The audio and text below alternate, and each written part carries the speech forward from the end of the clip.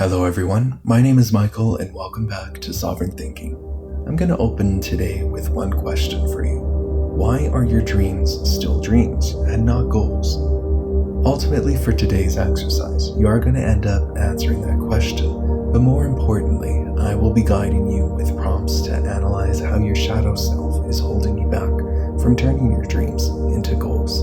My intention with today's exercise is to help you become aware of how your shadow self can hinder you from turning your dreams into goals. By becoming aware of our repressed feelings about our goals and how we feel about them, you can step into your own sovereignty with this knowledge about yourself to really make changes that can stick. The way that I see it is that you need to have this conversation with your shadow self in order to truly understand how it holds you back from actually going out and achieving your dreams. After all, the difference between a dream and a goal is that a goal has a plan. As we are in the season of Sagittarius at the time that this video gets published, you also get that extra bonus of some good old unseen cosmic energy that's all about aiming for your goals and pursuing them. Sagittarius season also has a lot of optimistic energy to tap into as well, helping people to naturally and easily find motivation. Just a small disclaimer, I am not a medical professional. This exercise is something that helped me, and I am simply just sharing it with you for entertainment purposes only. If you feel the need to seek professional help, then you are absolutely empowered to do so. As for this exercise, I highly recommend keeping a journal, as it will require a little bit of writing.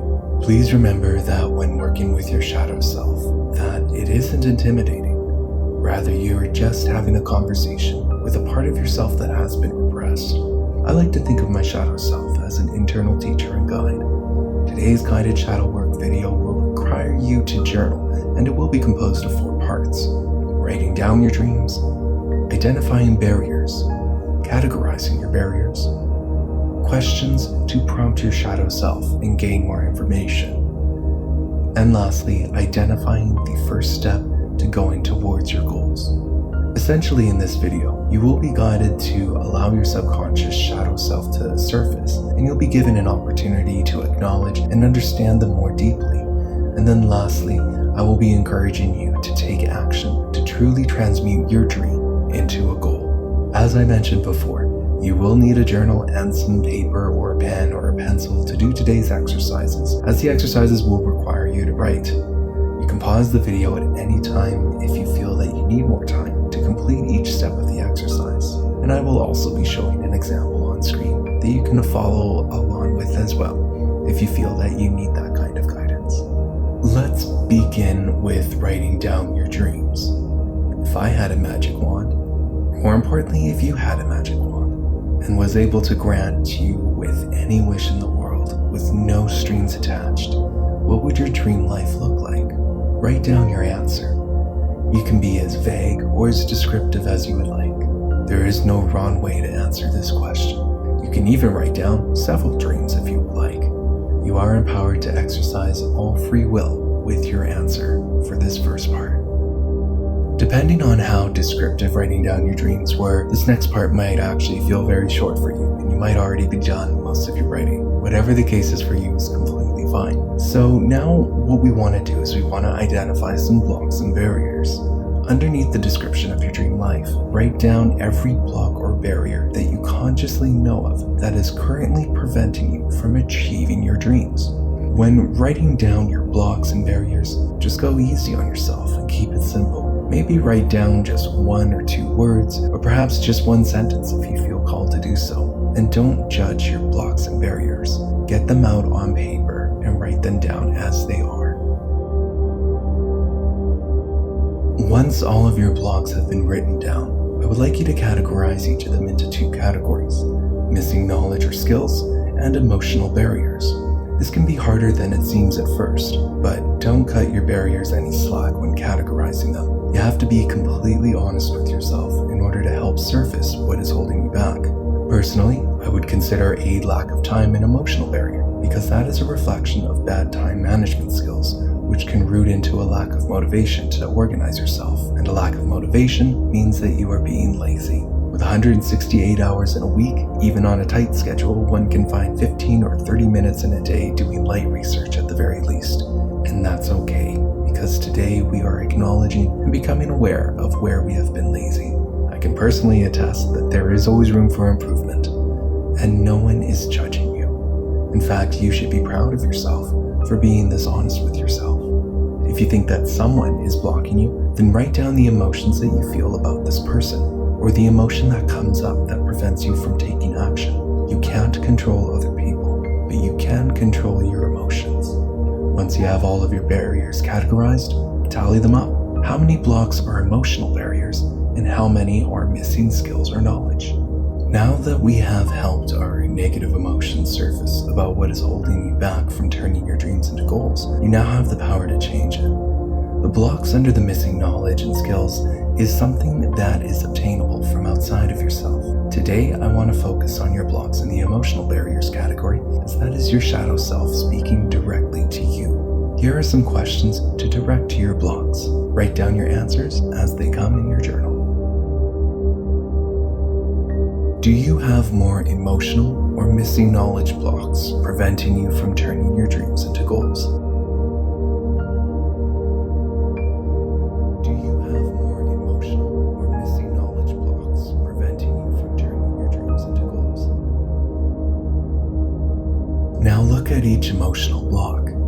Can you go deeper into that emotion? What does that look like?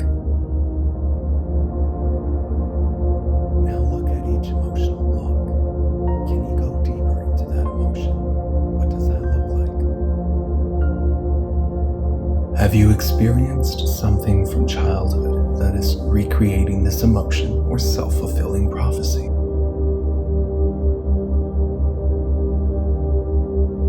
Have you experienced something from childhood that is recreating this emotion or self-fulfilling prophecy? How does this set of emotional blocks serve your shadow self? What does it prove to your shadow self?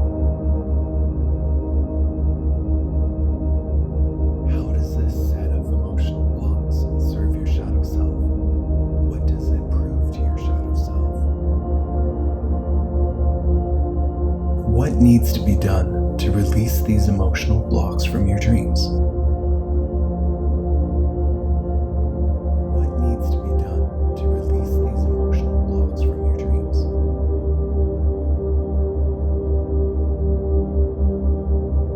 If you haven't received any clear answers on any of the questions so far, just relax and be at peace, as your subconscious will manifest the answers for you as well. Remember to go easy on yourself. Again, the purpose of this shadow work exercise is to determine which blocks are simply missing knowledges and which are actual emotional blocks. It is important to categorize this because you can use both of these blocks to build your dream into a goal. Since we are in the season of Sagittarius, I will use the following metaphor. When people think of hunters, they think of what they catch, the action they take to catch their prey, and how it benefits the community. Yet there is actually a lot more that goes into hunting than what people readily see. A hunter typically has to track, locate, and study their prey's behavior, and this can take a lot of patience. I wanted to use this as a metaphor for transmuting your dreams into goals, because I think that it is important for you to understand that you will have to actually go out and track and study your dreams before you are able to achieve it as a goal. At this time, we're going to move on to the final step. So review all of the blocks from a bird's eye view, so to speak. Now understand that these blocks are actually totems guiding you towards manifesting your dream. You should always respect your shadow self, as it serves as an internal guide for everyone. What stands in your way becomes the way. As a final last step, to shift your dream into a goal, find something on your list that is easy to accomplish. Low-hanging fruit, so to say. Usually this is something from the missing knowledge category, which is completely fine, but please don't underestimate this step, as I am now encouraging you to take matters into your own hands. Then set a date and a time to research or to track down that one item on your list, with the idea that you will achieve it. I cannot manifest your dreams for you. I can only guide you to learning from your shadow self. And sometimes you don't need to know where the path leads to take the next step. At this time, I don't need to remind you of what to do if you enjoyed this video, but I will take a moment to say that you should only take what vibes with you and leave what doesn't. Sometimes it takes your subconscious more time to manifest answers for you, so please remember to just take it one day at a time. Thank you for watching, and I hope you have a wonderful day.